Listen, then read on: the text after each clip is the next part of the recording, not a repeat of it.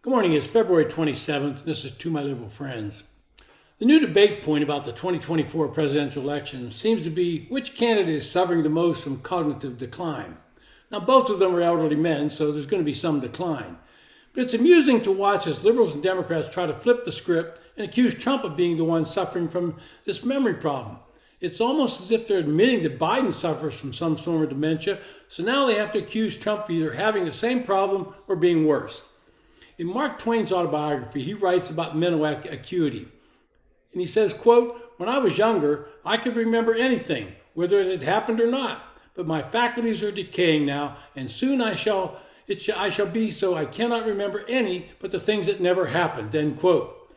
Think about that. He can remember the things that never happened. I think this passage could accurately describe Joe Biden today. We've all heard the stories that he tells, only to have them fact-checked and raise some serious doubts about the truthfulness of his accounts.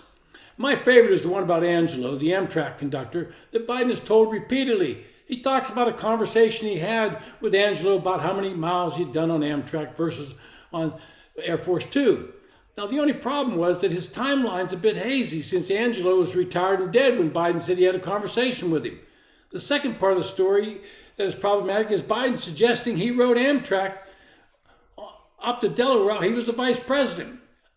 I don't think the Secret Service is going to be letting that happen. There's no doubt that Joe Biden rode the train hundreds of times when he was in the Senate. But again, who believes the Secret Service has him riding that when he was the VP?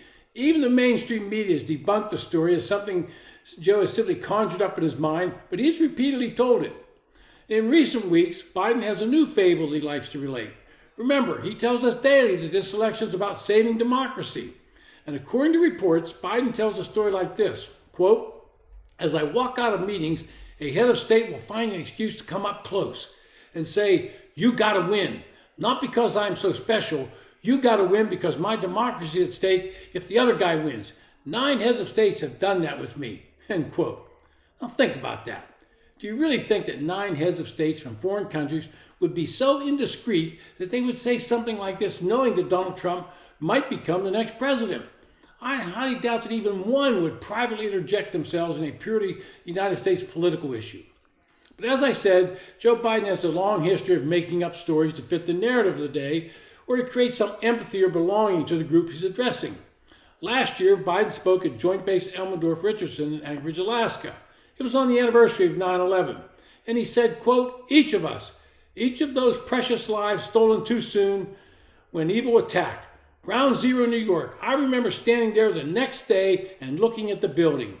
I felt like I was looking through the gates of hell. It looked so devastating because of the way you could from where you could stand," end quote. Well, it didn't take long for the media to fact check that statement. Even CNN, notably kind to Biden, had to call him out on that point and point out that it was simply not true. He did not visit Ground Zero until 9 days after the attack, along with 38 other senators. But to say he was there the day after is typical of Joe Biden, trying to gild the lily, so to speak.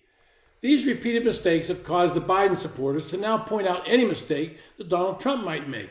And I want to be upfront. Trump has a long history of making bombastic statements. He himself said he was at Ground Zero trying to help in any way possible, but there's no proof that his story is true. But now Democrats are suggesting that Trump suffers from dementia. I would suggest that they reframe that argument and simply point out that he tends to exaggerate and boast. Robert Wright, former Labor Secretary, fired a salvo in that direction by saying Trump's family has a history of dementia. Other Democrats are pouncing on small mistakes that Trump makes, and he does make them, as a sign that his memory and mind are slipping. The Washington Post, not to be outdone, pointed out that Trump mixed up some of the animals used in the Montreal Cognitive Assessment Test, which he took as a sign of his failing memory. I gathered that it would become a sustained attack to deflect the attacks on Biden's memory and possible signs of dementia. And they're much more pronounced than anything Trump shows. So here's a solution. Have both men take a rigorous examination of their cognitive abilities. Have it done by an independent group of doctors and then publish the results to the American people. Now, I'm betting that Trump would jump at the chance to take such an examination because ego just wouldn't let him say no. But I'm also betting that Biden will refuse or have his staff announce that he's not able to take it right now. The real test will come later this year when both candidates will have to step on the debate stage and face not only the questions from the moderators, but questions from each other. I would look forward to that event And I think every American should look forward to it. It's going to be interesting. It's been To My Liberal Friends. Thanks for listening.